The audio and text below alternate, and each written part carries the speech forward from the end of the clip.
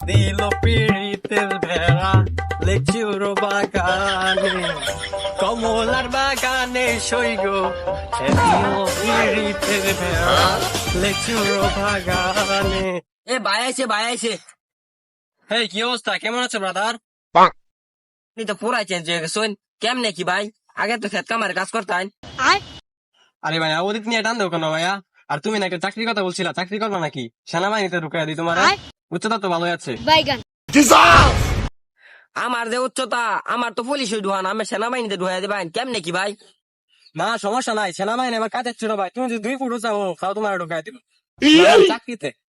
আচ্ছা ভাই ঠিক আছে, একটা চাকরির ব্যবস্থা করে দিন যে আমারে। এই ভাই একটু দাঁড়াও তো, একটা ফোন দেই। হ্যালো বাতেন, মুড়ে আমার গাড়িটা নিয়ে আসো তো। আরে ভাই, এত চিপা রাস্তা এত বড় গাড়ি ঢুকবো? আরে সমস্যা নাই, আসলেই দেখতে পারবা। তো টাকা পয়সা এত চেঞ্জ কেমনে কি ভাই? ভাই এই কেমনে গাড়ি? ভাই আপনি এই গাড়ি চালাতে পারবেন? আরে 12 মাস তো আমি এই কলাই চালাই। এই সরো।